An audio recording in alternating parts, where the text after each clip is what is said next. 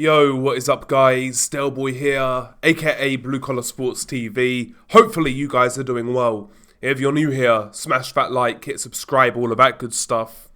So, Azim predictably beat Sergey Lipinets by a 9th round TKO. Now going into this fight, obviously I made no previews for it or anything like that.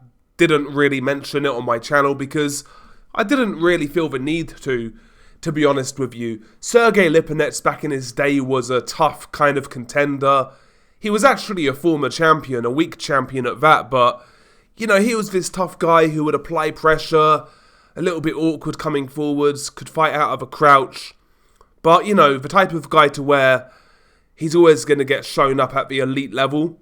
To me, Sergey Lipinets was never like a true world level fighter, but he was a contender in his prime. But of course, in 2025, we are far removed from the prime of Sergey Lipinets. You know, Sergey Lipinets has been past his prime now for several years. You know, I mean, the guy was going life and death with Robbie Davis Jr. in his last fight, so that really puts it into perspective. So yeah, going into this fight, I wasn't really sold on it being like a step up in competition. It is on paper, it is in terms of name value, but once you scratch beneath that and actually assess where Lipinets is at, it's not really a step up when you consider where he's at in his career. But, you know, Azim won this fight comfortably. He won this fight in dominating fashion, as you would expect. Having said that, like, there were a couple of moments in this fight that left a lot to be desired from Azim. Obviously, I'm talking about the low blows. Several low blows throughout this fight from Azim, to the point to where he got 2 points deducted.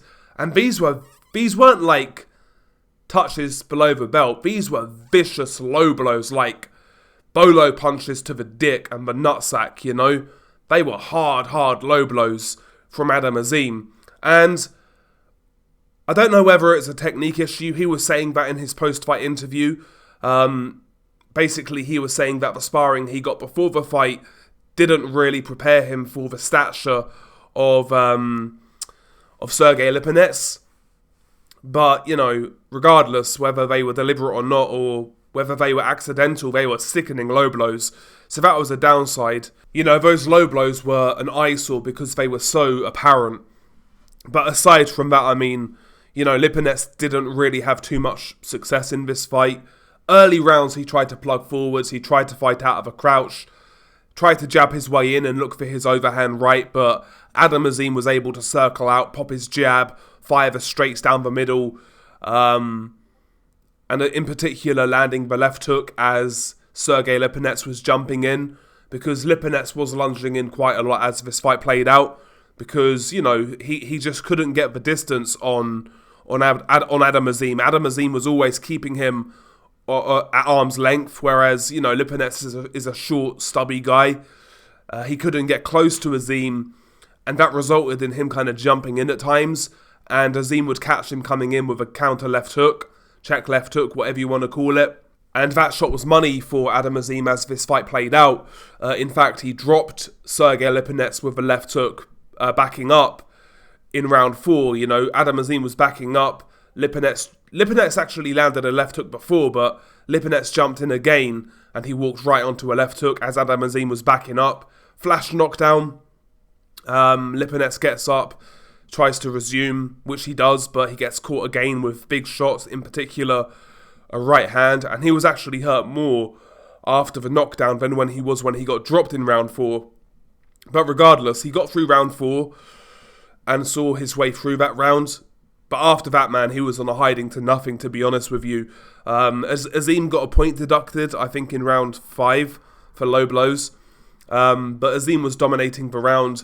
This is when we saw the uppercut start to come in. Mainly the right uppercut, and that shot was splitting the guard of Lipinets. Lipinets has that type of style to where the uppercut could work because he is front foot heavy, and primarily his head is over his lead knee, and his head is on center line.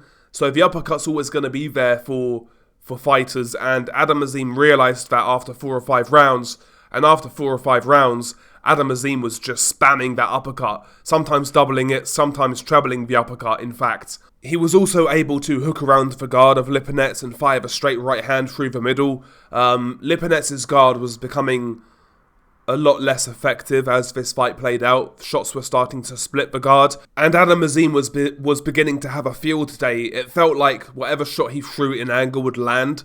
Lipinets just didn't have like the dexterity, the speed, the reaction time to get out of the way of these shots. He's clearly faded, and you could tell that in this fight, man. Azim was doing his usual style of pouring the jab and then firing with hard shots behind the jab. Sometimes he would use that jab, though, as a weapon in its own right. Some stiff jabs as well. We know Adam Azim's style. He's got that kind of sniper style where he really relies on his speed, and we saw that as this fight played out. Last couple of rounds of this fight, though, Azim really started to go through the gears. He really started to put his punches together. By the way, Azim was also deducted points a point in round 7 for low blows as well. But yeah, after round 7, round 8, round 9, Azim was just going to town on Lipinets, landing a series of combinations. Like I said, double uppercuts, treble uppercuts, body and head, just really kind of doing a number on Sergey Lipinets, and it was only a matter of time at this point. Lipinets' nose was busted. Again, he couldn't really defend himself effectively from these shots, and it never really looked like he would land a shot to get himself back in the fight. It looked like he was pushing his punches. It looked like everything was forced. And he just looked like an old fighter. That's all there is to it, really. Azim, younger, fresher, faster, stronger. Just way too much for Lipinets, quite frankly. But Azim done his thing, got the job done. Low blows were very disappointing. I'm not going to go too hard on Azim because I've not really seen this before in his game. So it was kind of unusual seeing it. But I wasn't happy seeing that. I don't like that sort of boxing, if you can call it that. I think that sort of thing should always be called out, and it happened too much for my liking. And that has to be addressed going forwards. But yeah, I mean, Azim got the job done. What next for Adam Azim? I mean, listen, I still want the Dalton Smith fight. I think Dalton Smith versus Adam Azim is a great domestic fight at 140. Is there any other fight right now you would rather see for these two guys? No. That's the fight that should happen, but you know what promoters are like. I don't think we'll get it next, quite frankly. I hope I'm wrong. I hope we get this fight next. But from Adam Azim's perspective and from his team's perspective, he kind of said what I kind of felt all along. He said that in his post-fight interview, and I am paraphrasing, he said about Dalton Smith, and he said the fight is marinating, which basically insinuates he doesn't want it next. He says he wants Dalton Smith, but he didn't commit on wanting him next. And that kind of plays into how I believe, or how I feel about this fight. I think if you make this fight right now, it's a 50-50 fight.